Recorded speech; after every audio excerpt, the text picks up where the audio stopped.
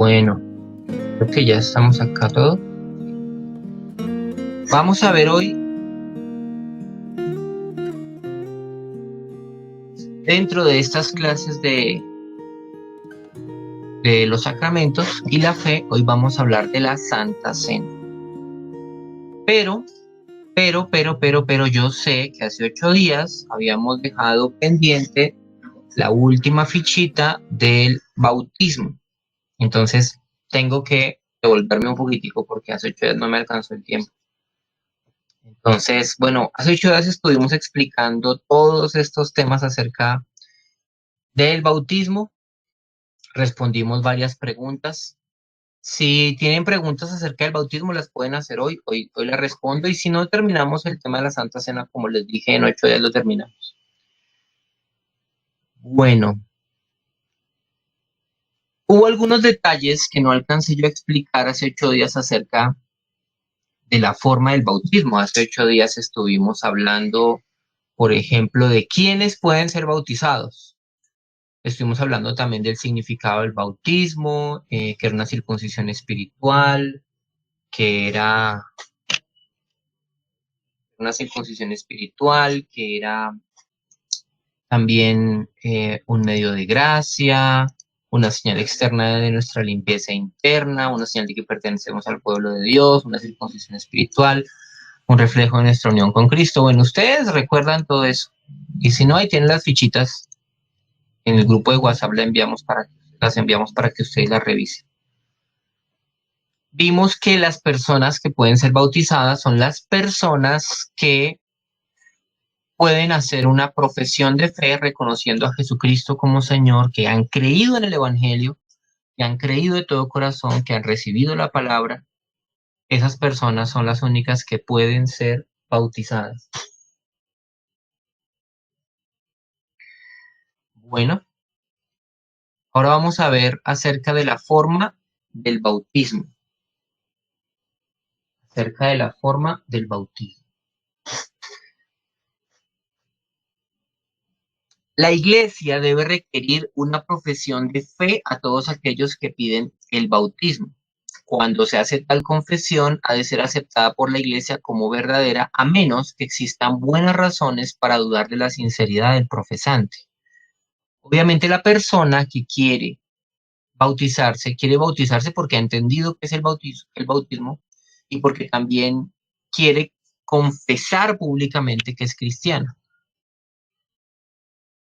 Esa profesión de fe debe estar antes de que la persona vaya a las aguas del bautismo. Sin embargo, ustedes recordarán que en la ceremonia del bautismo, durante la ceremonia del bautismo, el ministro que preside la ceremonia se acerca a la persona y le hace algunas preguntas, o espera que la persona diga algo respecto a su fe, como para confirmar que la persona sí está entendiendo lo que está haciendo. Porque no falta que algún muchacho vaya y se bautice porque es que la mamá le dijo que se tenía que bautizar, que porque ya a veces la gente sale con unos argumentos rarísimos, como que no, es que ya mi hijo ya está grande para bautizarse, ya es hora de que se bautice. ¿Qué tiene que ver? La edad no tiene nada que ver. Puede llegar a tener 70, 80 años, pero si no ha nacido de nuevo, no se tiene por qué bautizar. Y eso es una invitación también para que los papás le quiten presión a los muchachos en ese sentido. Venga, ¿y usted cuándo es que se piensa bautizar? Pero es que, primero que todo, él tiene que nacer de nuevo. Cuando haya nacido de nuevo y sea un creyente regenerado, ahí sí uno puede decirle, venga, ¿usted cuándo se piensa bautizar? Pero antes de eso, no. Esa profesión de fe que se le pide a la persona que haga, pues debe estar acompañada de un testimonio que corresponda a la vida de una persona que ha sido salvada. Si la iglesia tiene buenas razones para dudar de su sinceridad, pues la iglesia debe tratar de abstenerse de bautizarle, pero sin embargo, nosotros como iglesia no tenemos sino la profesión de fe del que se bautiza como prueba de que su arrepentimiento es real. Bien. El elemento exterior que debe usarse en esta ordenanza es el agua, en la cual ha de ser bautizada la persona en el nombre del Padre, del Hijo y del Espíritu Santo. Agua. Que pastor, que en un río es mejor, porque Juan el Bautista bautizaba en el río Jordán, y en el río Jordán se bautizó Jesús. Bueno, no sé, no sé si sea necesario que sean aguas vivas. La verdad no creemos que eso sea así, porque por ejemplo cuando se bautizó la familia del carcelero, ellos estaban en la casa del carcelero y probablemente usaron una pileta, una alberca que tenían allí para bautizar a la familia. Entonces, lo importante es que sea un bautismo en agua y que siempre el bautismo esté am, expresado mediante esta fórmula bautismal que ustedes recuerdan, el Señor Jesús fue el que estableció, que hay que bautizar en el nombre del Padre, del Hijo y del Espíritu Santo. Esa fórmula bautismal, los bautistas la sostenemos. ¿Y por qué hago esa aclaración? Porque hay cristianos que solo bautizan en el nombre de Jesús, los unitarios. Ellos creen que solamente Jesucristo es Dios, no el Padre, no el Espíritu Santo. Ellos creen en una forma de modalismo, como que Dios tiene diferentes máscaras. A veces se presenta como el Padre, a veces como el Hijo, a veces como el Espíritu Santo, pero que detrás está es el Hijo. Y entonces ellos solo bautizan en el nombre de Jesús porque hay un texto por allá en Hechos de los Apóstoles donde dice, donde habla del bautismo de Jesús. Y entonces ellos creen que eso prueba que no existe la Trinidad y que eso prueba que hay que bautizar solo en el nombre del Hijo. No, no, eso no prueba nada. Eso prueba que existía el bautismo de Juan el Bautista y el bautismo de Jesús, que era propio de los discípulos de Jesús. Y en el bautismo de Jesús, la fórmula bautismal es en el nombre del Padre, del Hijo y del Espíritu Santo. Bien, ahora hay dos aspectos más del bautismo como tal, como la ceremonia, que tenemos que considerar con cierto cuidado, porque no podemos ser dogmáticos en esto, que es que tiene que ser así. No, porque hay circunstancias que no lo permiten. Por ejemplo, los bautistas creemos que el bautismo debe ser por inmersión, y así incluso lo dice la confesión de fe. Esto que yo les estoy explicando acá viene directamente de la Confesión de Fe Bautista de Londres de 1689. Y este artículo está tal cual así. La inmersión de la persona en el agua es necesaria para la correcta administración de esta ordenanza. La inmersión. Inmersión es que sumergimos a la persona en agua. Diferente a la aspersión, que es como bautizan, por ejemplo, los católicos o los presbiterianos, que ellos cogen agüita y se le echan así encima de la cabeza y ya, ese fue su bautismo.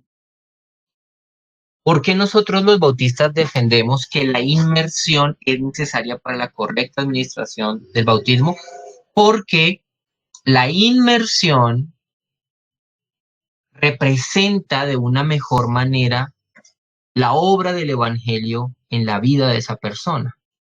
La inmersión eh, hace que el bautismo se identifique más con la muerte, sepultura y resurrección de Cristo.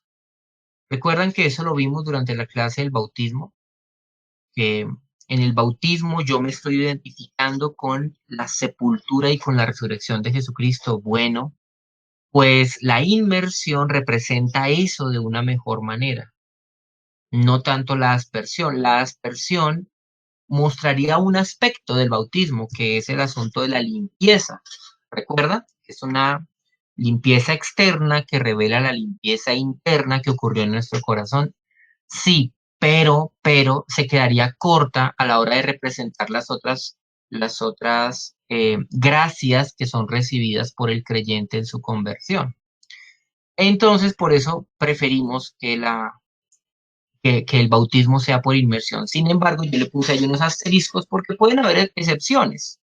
Por ejemplo, existe una cosa llamada el bautismo clínico, en el cual si una persona está enfermita y esa persona ha creído en Jesucristo y se quiere bautizar y por su condición de salud no le da para sumergirse en aguas de ninguna clase, pues para esa persona sería el bautismo por aspersión entendiendo que no era lo ideal, pero que se está tratando de cumplir con la ordenanza de la manera más cercana posible. ¿Listo? Los protestantes consideran legítimo el bautismo administrado por un ministro del Evangelio debidamente nombrado por una iglesia y en el nombre del Dios Trino. Esto también lo dice la Confesión de Fe Bautista. El bautismo debe ser administrado por un pastor que sea ordenado, es decir, que tenga un reconocimiento oficial como pastor de una congregación. También eso está con sus asteriscos allí para que recordemos que existen excepciones a tal caso. Por ejemplo, si digamos un misionero que no es pastor ordenado ni nada, viaja por allá a alguna parte remota del país y alguien se convierte y cree en Jesucristo, ¿qué hace ese misionero si el otro le pide que lo bautice? Dice, no, yo no puedo bautizarlo porque es que realmente yo no soy un pastor. Bueno, pues en ese caso él debería bautizar a ese hermano. Lo puede hacer, lo puede hacer. O por ejemplo, el caso que yo les he presentado de las cárceles, donde no hay un pastor ordenado allí dentro de la cárcel, pero hay un creyente. Y se dio la oportunidad para bautizar a alguien de esa pequeña congregación de la cárcel, pues, hombre, hay que hacerlo porque la situación no permite que funcione como quisiéramos en cuanto a la ceremonia, que estén los hermanos, que le pongamos la túnica blanca, que vaya el pastor. Hay situaciones donde no se puede.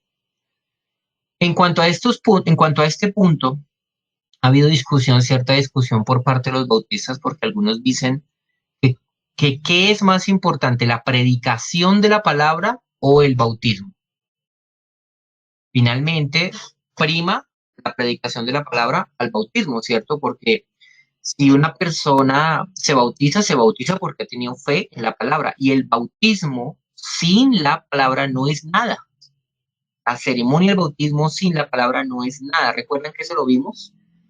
Que la palabra de Dios como medio de gracia en ese sentido es superior a los sacramentos por sí solos. El sacramento debe ir acompañado de la palabra, de lo contrario no tiene ningún sentido, ningún poder, nada, nada. Entonces algunos dicen, bueno, si el hombre predica, el hombre ¿por qué no bautiza? Si finalmente la predicación está primero. Sin embargo, bueno, aunque eso tiene mucho sentido, hay que explicar que las iglesias procuramos mantener cierto orden en todos estos asuntos de los sacramentos, porque estos sacramentos están revestidos de solemnidad. No metemos gente al agua como si estuviéramos de paseo y todo el mundo a la piscina, no, sino que el sacramento reviste esa solemnidad y es muy importante porque es también una ceremonia. Tanto el bautismo como la Santa Cena son ceremonias que nosotros consideramos santas, sagradas. De allí viene la palabra sacramento, de algo que consideramos sagrado. Entonces, cuanto más fieles podamos ser a, a la ortodoxia de la iglesia, a la manera histórica como estos sacramentos se han hecho, cuanto mejor podamos representar todas las figuras que están allí dentro del bautismo, dentro de la Santa Cena, mientras mejor podamos hacer eso, pues requeriremos de pastores, ordenados, congregaciones, filas bautismales, etcétera, etcétera. Bueno, igual, si tienen preguntas de este tema, me las pueden poner aquí en los comentarios. Yo voy a dejar un buen tiempito ahorita para las preguntas y respuestas. ¿Me avisas faltando 20? ¿Sí? Por ahí faltando 15. Faltando 15 yo. 10 y 10. 10 y 10. 10 y 10. Si tienen preguntas, las ponen ahí en los comentarios. Yo ahorita no las estoy viendo, pero en un ratico ya les responderé. ¿Listo? Bien, sigamos. Ahora sí, vamos a estar estudiando La Santa Cena. La Santa Cena.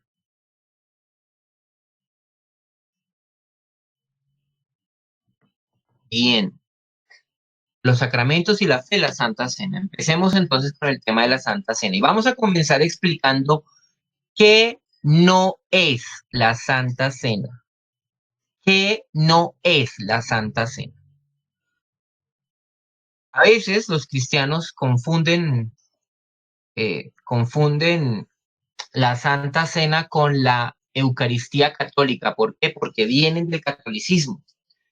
Y lo que vieron durante mucho tiempo en el catolicismo lo quieren trasladar al cristianismo protestante y se pegan tremendas estrelladas. Porque precisamente si hay un asunto en el cual los cristianos protestantes y los católicos estamos, pero divididos hasta la médula, es en este asunto de la Santa Cena.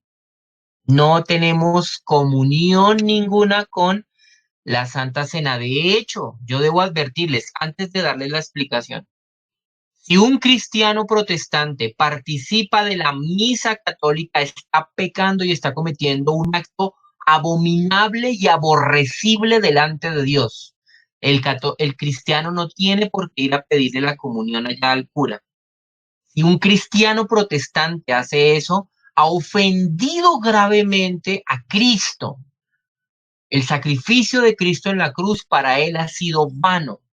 Ha hecho una cosa horrenda. Alguno de ustedes dirá, venga, pastor, pero ¿qué es eso tan horrendo?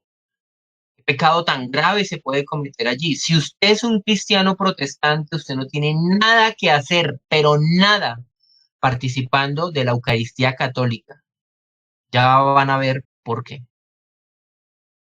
¿Qué no es la Santa Cena? La Santa Cena no es, debí poner eso en mayúsculas, no es un sacrificio por el pecado, como erróneamente enseña y practica el catolicismo. Allí, cada día en la misa se ofrece a Cristo por los pecados de la semana.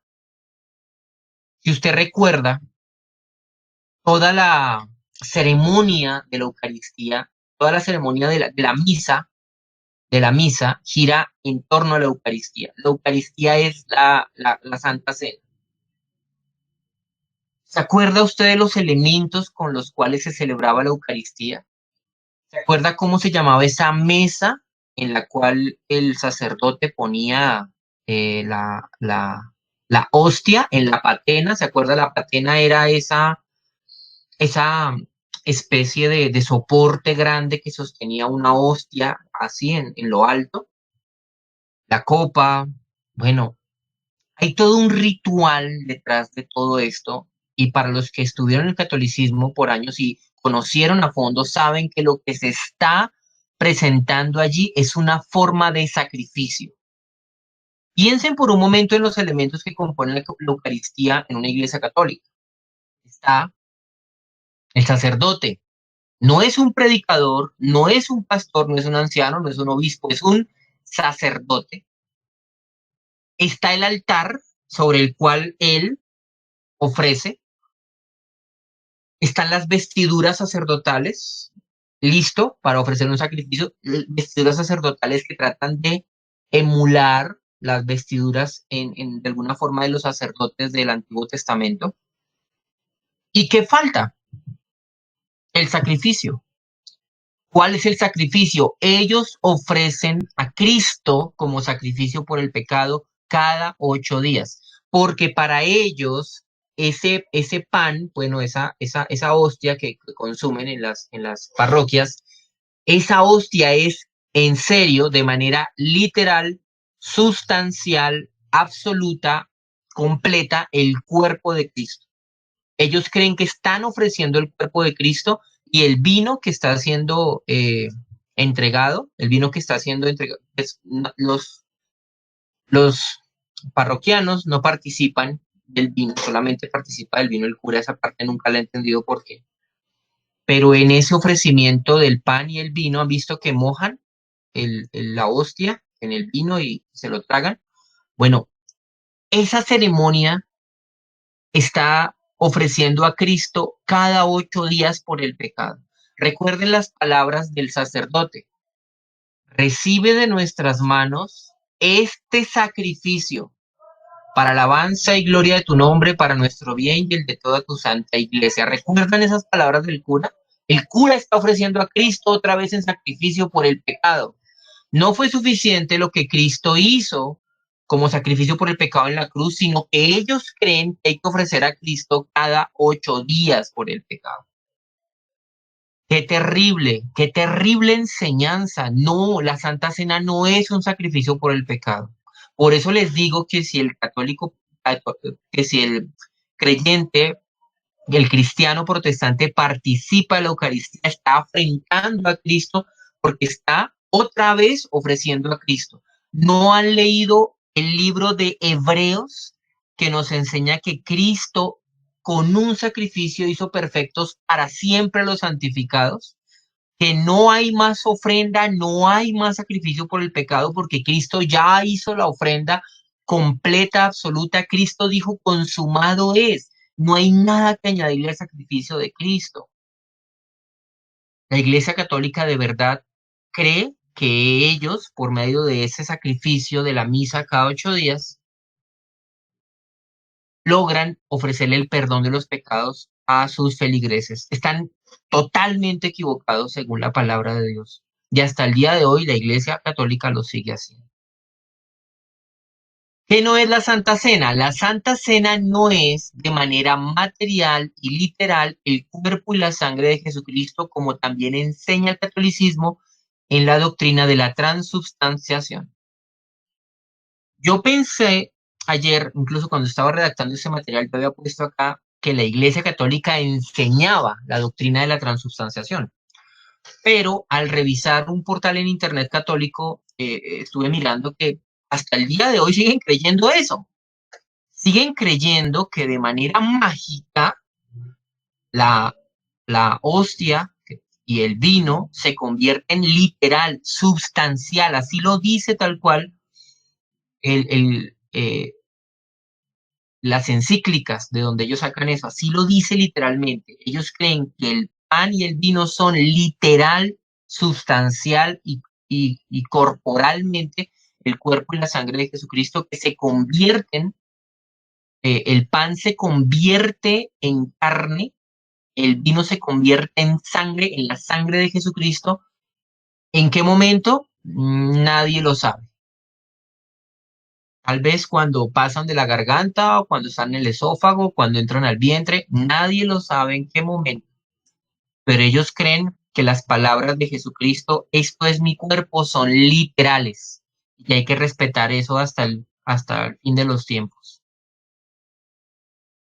¿Usted se imagina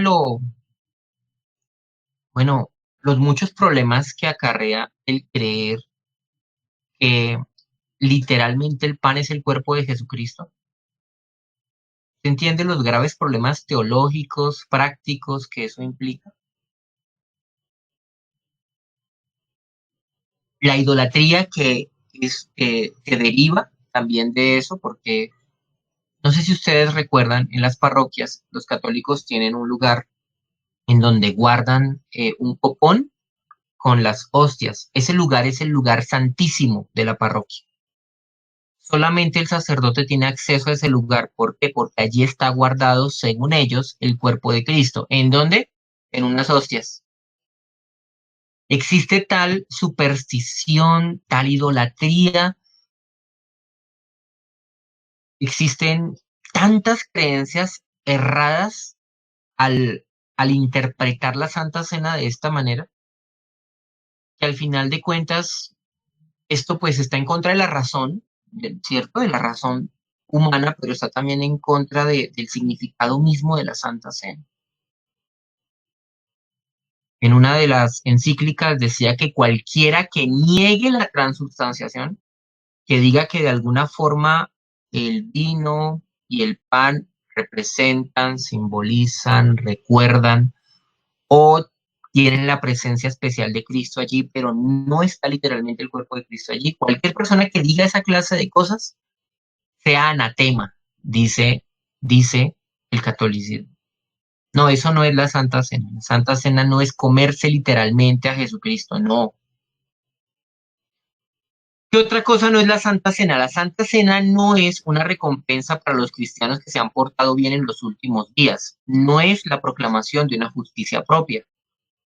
Si una persona piensa, se siente digna de participar de la Santa Cena porque durante esta semana si oró, si ayunó, si estudió la Biblia, hizo alguna buena obra, esa persona piensa muy bien, llegó el momento de mi recompensa. Como yo me porté bien, vamos a participar de la Santa Cena. No, no, no es la proclamación de tu propia justicia, no. No es una recompensa a los cristianos que se portaron bien durante la semana. No, porque si fuera así, la Santa Cena sería como la oportunidad para mostrar quiénes son los buenos de la iglesia, quiénes son los más santos, los más espirituales, los cristianos que de verdad sí están caminando bien. No, la Santa Cena no es para eso. Ya en un momento vamos a volver sobre este tema. Tengo una parte de la clase dedicada solamente a este tema para explicar qué significa participar dignamente de la Santa Cena. Tenemos una parte dedicada a eso, más adelante lo vamos a ver. Bueno, ya vimos que no es la Santa Cena. Entonces, ¿qué es la Santa Cena? Yo tengo acá una definición acerca de qué es la Santa Cena. La Santa Cena es una ordenanza dada por Jesucristo. Esta definición es un poco larga, hay que irla masticando poco a poco. Si quiere usted, si está tomando apuntes, puede ir, no sé, partiéndola por pedacitos.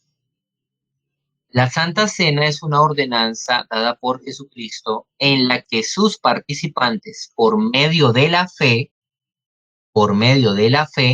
son alimentados espiritualmente. Ojo allí, la Santa Cena alimenta espiritualmente, sí, sí, eso lo creemos los protestantes. ¿Cómo? Participando del cuerpo y la sangre del Salvador a través de los elementos del pan y del vino, y en donde los discípulos hacen memoria activamente. Esa palabrita activamente es muy importante, también hay una parte de la clase dedicada a eso. Los discípulos hacen memoria activamente del sacrificio ofrecido por sus pecados, al mismo tiempo que anuncian la cena que disfrutarán en gloria con su Señor resucitado. Bueno, habrá que masticar mucho, mucho, mucho esta definición. Tiene varias partes. Yo voy a explicar durante toda la clase muchas de estas partes. Les recomiendo que traten de memorizar esas definiciones que yo les pongo en las fichas. Por ejemplo, ¿qué es un medio de gracia? ¿Qué es el bautismo? ¿Qué es la Santa Cena? Para que tengan después una respuesta para aquel que les pregunte. Bueno, continuemos. Continuemos. Voy a ir explicándoles poco a poco esa definición que acabo de darles. Comencemos con la fundación de la Santa Cena. Ustedes en sus pantallas están viendo una imagen de una familia típica judía. ¿Y qué están haciendo? Están comiendo la Pascua. Allí en la mesa ustedes pueden ver qué se comía en una fiesta de Pascua judía. Está en el centro el cordero, el pan sin levadura, lo pueden ver allí, el vino y las hierbas amargas. Todo eso debía estar servido en una mesa en el momento de celebrar la Pascua. Dentro de un momento tengo que explicarles, remontarme a la historia de la Pascua para que entendamos bien qué tiene que ver la Santa Cena con la Pascua. Bueno, la Santa Cena fue instituida en ocasión de la Pascua poco antes de la muerte de Jesús. Si quieren, miren Lucas 22, no creo que tenga el tiempo para mirar todos los textos, pero miremos Lucas 22, 19. Lucas 22, 19 al 20. Dice así, y tomó el pan y dio gracias y lo partió y les dio diciendo, esto es mi cuerpo que por vosotros es dado, haced esto en memoria de mí. De igual manera, después que hubo cenado, tomó la copa diciendo, esta copa es el nuevo pacto en mi sangre que por vosotros se derrama. Fue en el contexto de la cena pascual en el que Jesús instituyó nuestra Pascua, la Santa Cena. Nosotros de alguna manera seguimos celebrando la Pascua cada vez que celebramos la Santa Cena, sin las hierbas amargas, porque la amargura del pecado fue consumida por Cristo, y sin el cordero, porque nuestro cordero ya fue ofrecido. Pero el pan y el vino sí continúan presentes dentro de la celebración de la Santa Cena. Existe todo un simbolismo detrás de todas estas cosas. No tengo el tiempo para explicarlo, pero ustedes pueden darse cuenta que se parece un poco la Pascua a la Santa Cena. El nuevo sacramento, el sacramento de la Santa Cena, estaba unido en su parte esencial con la comida de la Pascua. El pan que se comía juntamente con el cordero fue consagrado a un nuevo uso, era un pan sin levadura. Y asimismo el vino de la tercera copa, que se llama la copa de bendición, así lo llama Pablo en 1 Corintios 10. El pan partido simbolizaba el cuerpo destrozado del Señor y el vino su sangre derramada. El hecho material de comer y beber significa una apropiación espiritual de los frutos del sacrificio de Cristo y el sacramento entero es un constante recuerdo de su muerte redentora. ¿Cómo entendemos que ocurrieron las cosas ese día? Jesús convocó a sus discípulos, era el momento de participar de la Santa Cena en el aposento alto, y allí tenían todos los elementos típicos de una cena pascual, pero Jesús sacó dos elementos de esa cena, el pan y el vino, y los consagró para un uso diferente, para un uso especial que tenía que ver directamente con su muerte y crucifixión. Entonces, cuando la persona que entiende el concepto de la Santa Cena come el pan y come y toma del vino, esa persona está apropiándose espiritualmente del sacrificio entero que Cristo hizo. Ese es el significado que está allí detrás de los elementos de la Santa Cena, detrás del pan y del vino.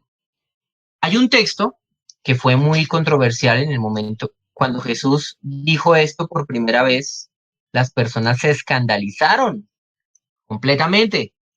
Jesús dijo así en Juan 6:54, el que come mi carne y bebe mi sangre tiene vida eterna y yo le resucitaré en el día postrero. Piensen por un momento en esas palabras. Pareciera como si Jesús estuviera invitando a sus discípulos a ser caníbales, a comérselo literalmente a él. No, los que han leído saben que Jesús no se refería a esto en un sentido literal.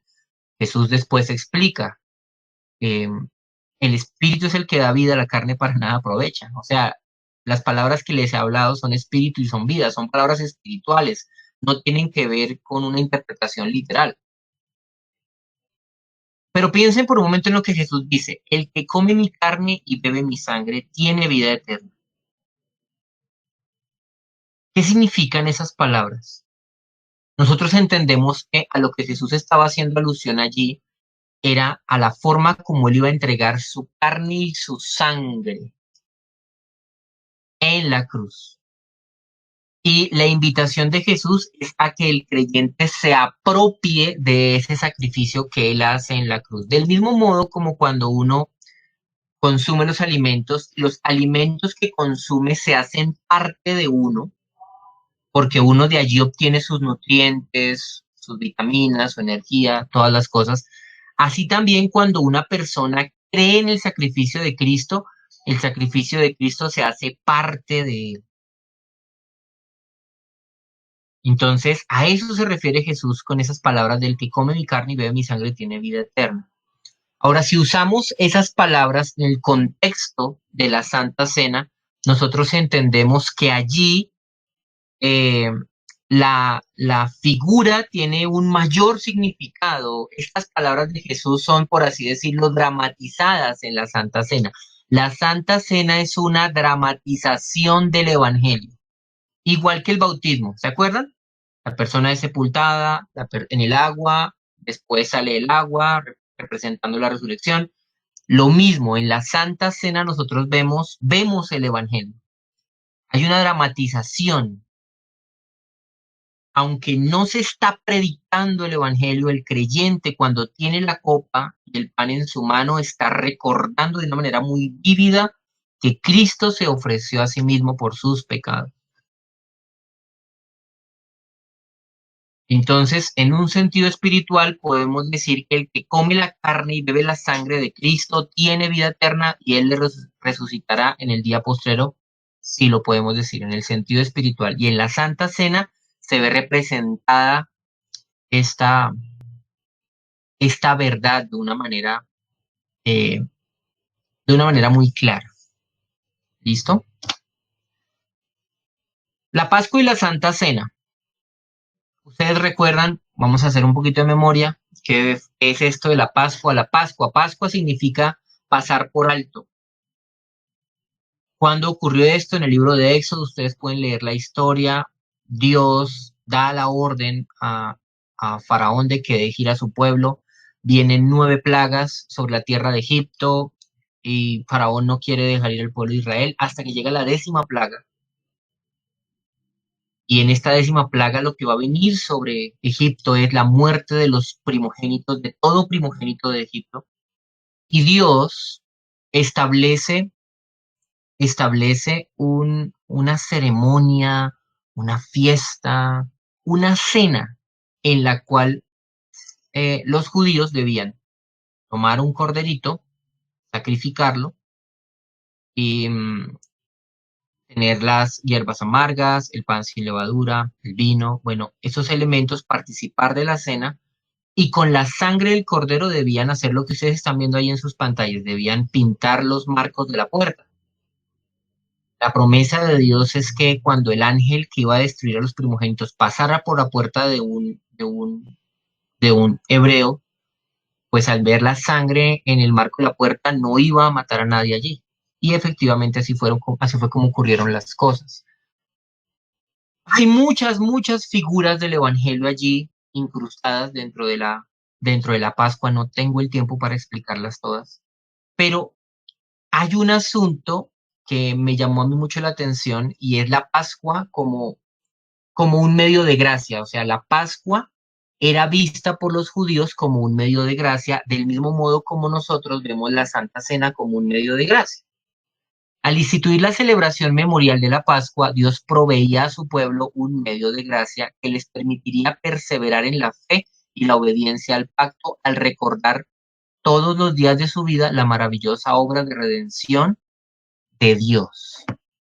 Cada vez que los judíos participaban de la Pascua y comían del corderito, las hierbas amargas, etcétera, cada vez que eso ocurría, ellos recordaban el inmenso amor de Dios. Ellos recordaban cómo Dios los había rescatado de la esclavitud allá en Egipto. Y esa fiesta quedó instituida, ¿ya?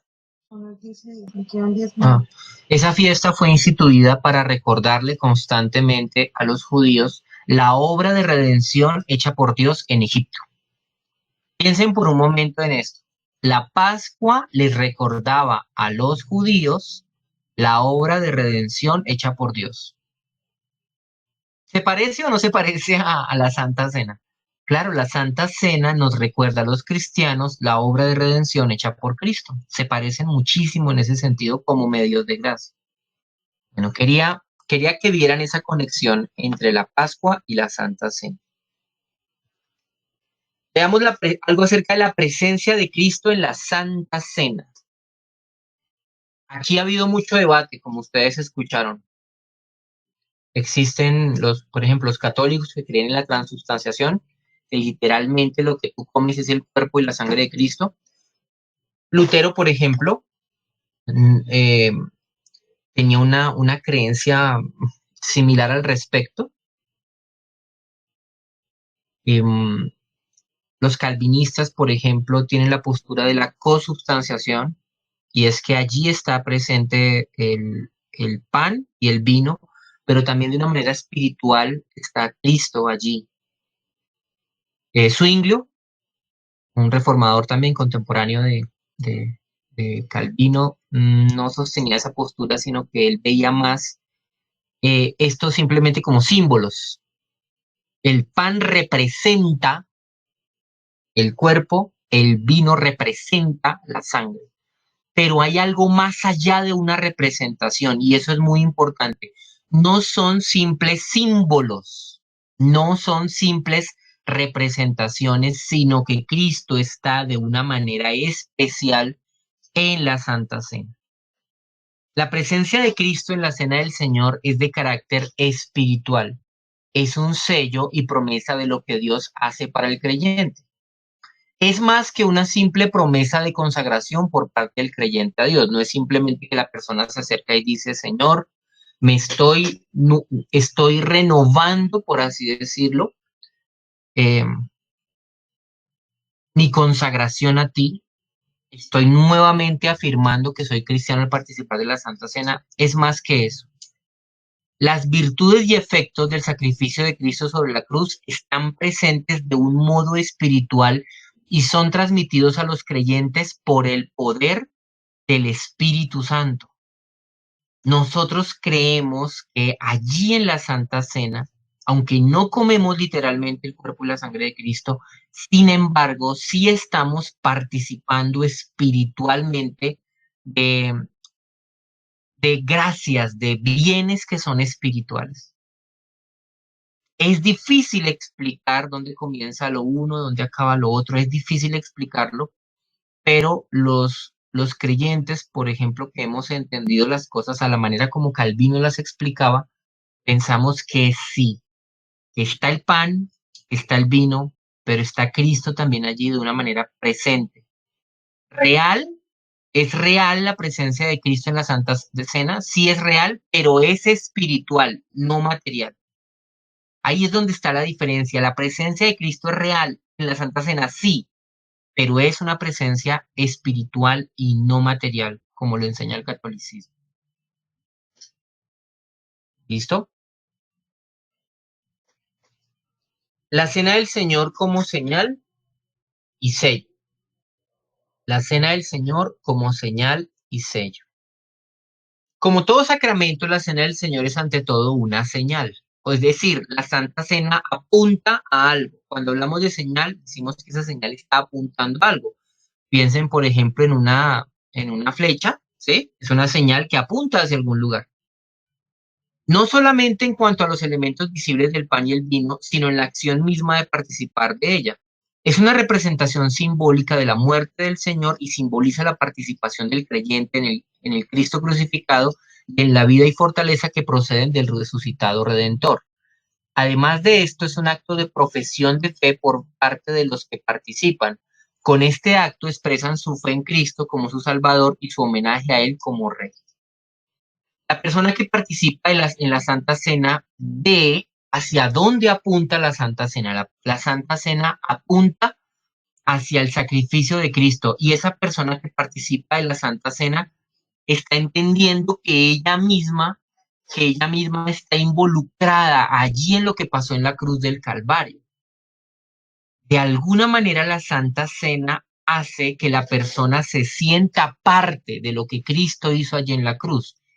La Santa Cena apunta a que ese pan y ese vino, que son el cuerpo y la sangre de Cristo, fueron entregados por aquel que participa. En ese sentido, la Santa Cena es una señal que apunta a algo y el creyente ve eso que la Santa Cena está apuntando como parte de él también. Además de ser un sello, la Cena del Señor, perdón, además de ser una señal, la Cena del Señor también es un sello de aquello que significa. Yo ahí en las pantallas les puse un sello de cera. Yo siempre los he visto en internet, nunca he visto un sello de cera personalmente, me parecen muy atractivos. Antiguamente las personas en sus anillos cargaban un,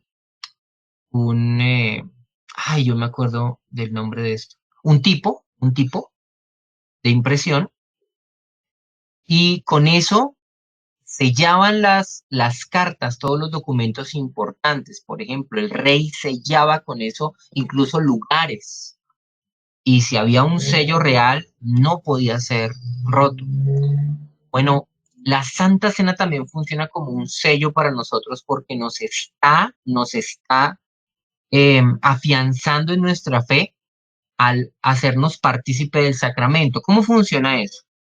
La Santa Cena da a los creyentes la seguridad de que son objeto del gran amor de Cristo revelado en su sometimiento a una muerte amarga y vergonzosa, y es una garantía de que todas las promesas del pacto y todas las riquezas del Evangelio son suyas, no solamente en esperanza, sino como actuales poseedores de ellas. Es decir, cuando yo voy a participar de la Santa Cena, yo veo dos cosas. La primera es la señal. ¿Dónde está la señal? En lo que representan en sí el pan y el vino. Allí está la señal. Pero ¿dónde está el sello? En que el que yo pueda participar del pan y el vino, el que yo pueda ser participante de eso, me recuerda a mí que Cristo murió por mis pecados, que yo soy un hijo de Dios. ¿Tú quieres ver quiénes son los cristianos nacidos de nuevo en una iglesia? Tú puedes esperar a ver el día de la Santa Cena aquellos que se ponen de pie y participan de la Santa Cena. Pastor, pero hay muchos que dicen ser y no son. Bueno, sí, pero principalmente los profesantes, los que han creído en Jesucristo, participan de la Santa Cena, y dentro de los profesantes están todos los creyentes, la iglesia invisible que nosotros llamamos, aquellos que solo Dios conoce, que son realmente sus hijos. También se cuela mucha cizaña, ¿no? Pero principalmente el trigo, en la Santa Cena, el trigo está de pie participando de la Santa Cena.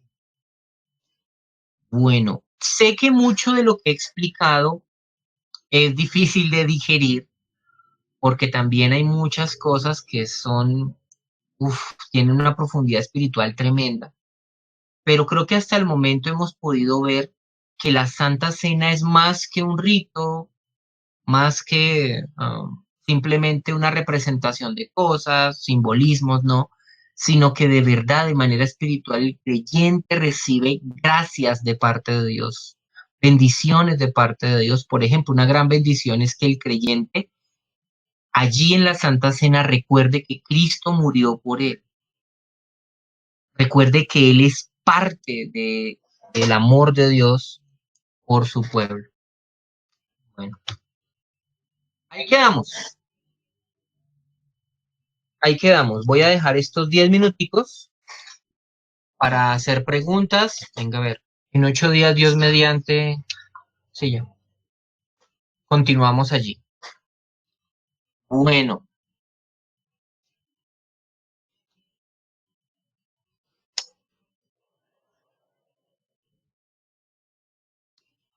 Bueno, tengo acá preguntas. Preguntas, preguntas, preguntas. Bueno, por ejemplo, acá, la familia Carvajal, no sé exactamente quién está preguntando esto. ¿Qué tiempo toma el curso del bautismo? ¿Cómo me puedo dar cuenta que estoy listo? Es una buena pregunta. Nosotros acá en la iglesia tenemos un curso de bautismo para todas aquellas personas que se consideran cristianas y que han nacido de nuevo. Y el curso del bautismo es, debo decirlo con mucho cuidado, es una formalidad, es una formalidad. Es necesario para que la persona entienda realmente lo que significa ser cristiano y para que la persona se pruebe a sí misma si realmente ha nacido de nuevo. Porque muchas personas se emocionan cuando ven los bautismos y quizás yo también me quiero bautizar. No, nosotros tratamos de ser muy cautelosos al respecto y procuramos que la persona esté segura de lo que está haciendo. Entonces, durante el tiempo del curso de bautismo le enseñamos a reconocer si realmente en él ha habido un nuevo nacimiento o no. Si no ha habido un nuevo nacimiento, la persona finalmente no se bautiza. El curso de bautismo puede durar un mes o puede durar un año. Depende de muchas circunstancias. Es la verdad. A veces hay personas que se me acercan y me dicen, pastor, yo me quiero bautizar. Y yo prefiero decirles, bueno, esperemos. Y vamos reuniéndonos poco a poco, ¿sí? De tiempo en tiempo.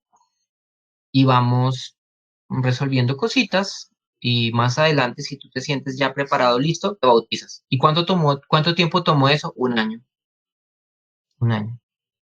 O puede ser un mes, porque de verdad a veces hay personas que tienen conversiones que son dramáticas, que uno se da cuenta, caramba, a esa persona algo le pasó, eso es maravilloso.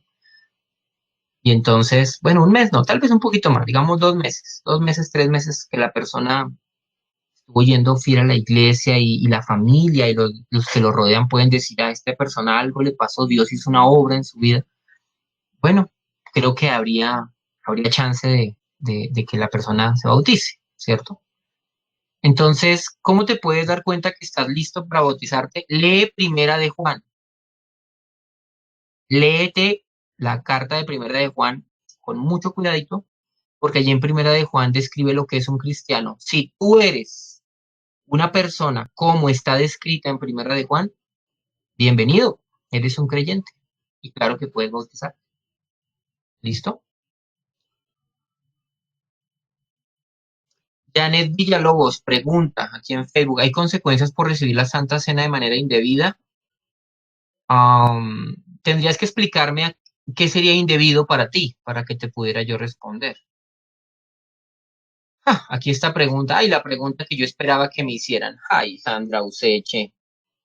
Pastor, en estos momentos, ¿cómo podemos celebrar la Santa Cena? ¿No es posible sin congregarnos todos reunidos? Sandrita, no sé, yo todavía no creo que sea buena idea celebrar una Santa Cena por internet. ¿Por qué? Porque el sacramento tiene partes que son materiales, sensibles, el pan, el vino, todos participamos del mismo pan, eso lo entendí yo ayer. Todos debemos comer del mismo pan, porque eso también tiene un significado, eso lo enseña 1 Corintios 10, después lo vamos a ver. Todos participamos del mismo vino, ¿sí?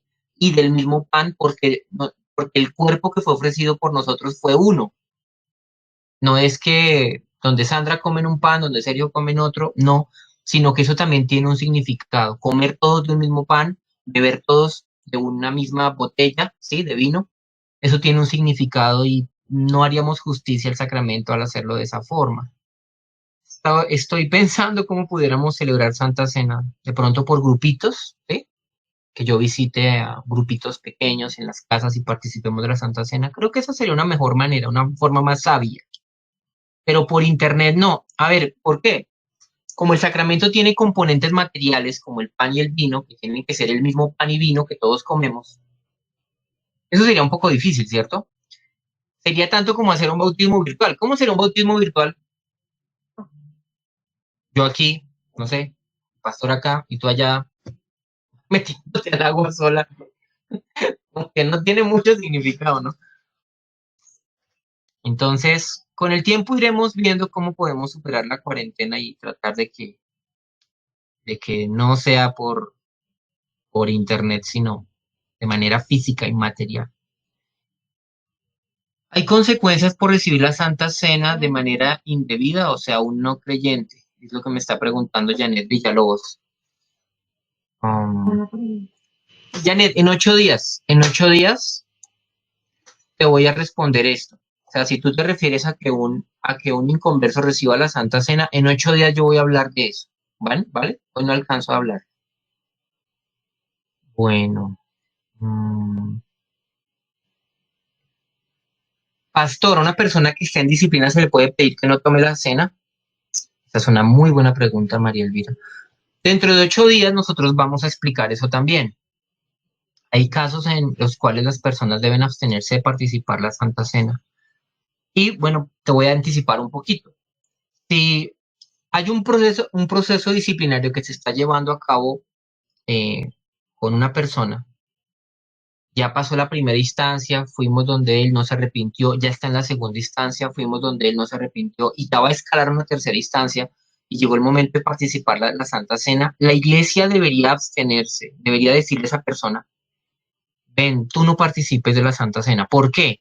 Porque ya no estamos tan seguros de que tú seas un cristiano. No es tanto por el pecado, como que te voy a castigar quitándote la Santa Cena porque estás en pecado. No, no, no, no, no, no, no, no, esa no es la idea. Recuerden que yo les dije que la Santa Cena no es para recompensar a los que se portan bien, tampoco es para negársela, no es para castigar a los que han hecho algo malo, no. No, no, no, no. Pero, ser miembro de una iglesia es también am, la confesión pública de una congregación de que esa persona es cristiana. Y si esa congregación no puede dar testimonio de que fulano de tal es creyente y tenemos serias dudas de que sea un cristiano porque sigue y sigue empecinado en su pecado, pues entonces le decimos mejor no participes. No porque te estemos castigando otra vez, sino porque creemos hasta el momento estás dando muestras de que no eres un creyente. Cuando te arrepientas de tu pecado, bienvenido, eres restaurado totalmente a la comunión, incluyendo a la Santa Cena. ¿Listo? Wilson, muy buena pregunta, Wilson. Excelente pregunta. Pastor Sergio, ¿debo esperar a bautizarme para recibir la Santa Cena? Sí, absolutamente. ¿Por qué? El orden de los sacramentos es ese. La, eh, el bautismo, la Santa Cena. ¿Por qué? El bautismo es el ingreso, por así decirlo, al pueblo de Dios. El bautismo hace que la congregación te pueda reconocer oficialmente a ti como un creyente. Y la Santa Cena, que es celebrada con cierta regularidad en las iglesias, lo que hace es reafirmar que tú sigues siendo un creyente. En eso los sacramentos son similares a la circuncisión y a la Pascua. La circuncisión era la entrada de una persona al pueblo de Dios y la Pascua era celebrada anualmente, recordando que esas personas pertenecían al pueblo de Dios. Del mismo modo, el bautismo es la entrada al pueblo de Dios y la Santa Cena es una, una ceremonia que nos recuerda que pertenecemos al pueblo de Dios. Nadie que no haya sido bautizado debe participar de la Santa Cena, porque en primer lugar, ¿cómo sabemos que él es creyente? Si ni siquiera él mismo se ha confesado creyente bautizándose. Entonces sí es necesario. Bueno, si alguien hace otra pregunta, tengo tiempo para una preguntita más. A ver, a ver.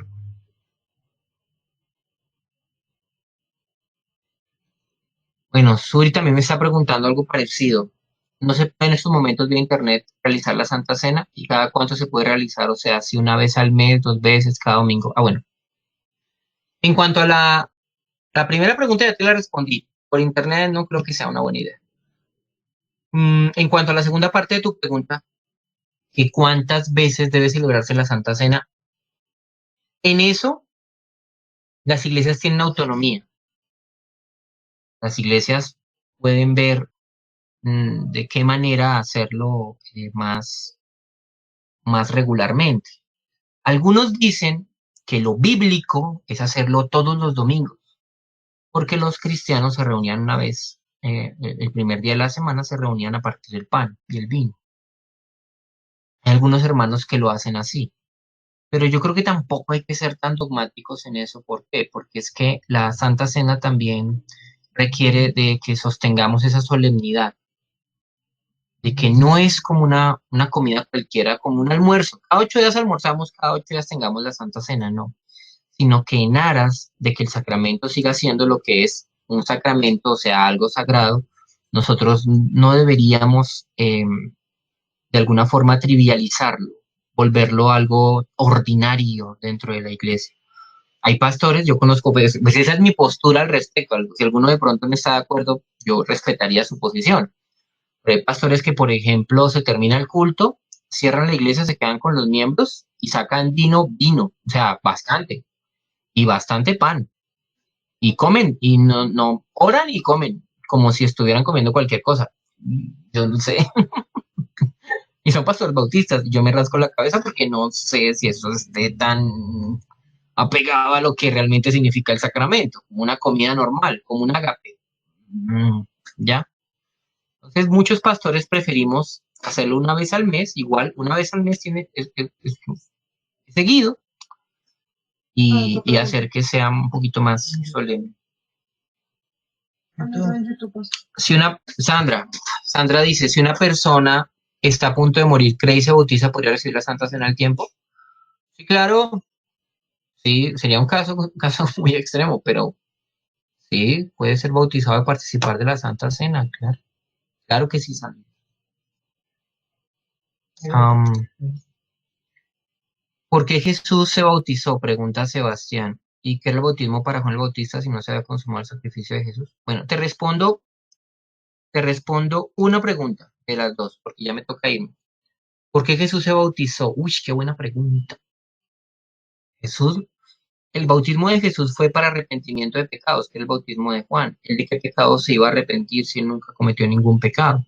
Sin embargo, Jesús, cuando Juan el Bautista le dice, porque tú vienes a mí, yo debería ir a ti.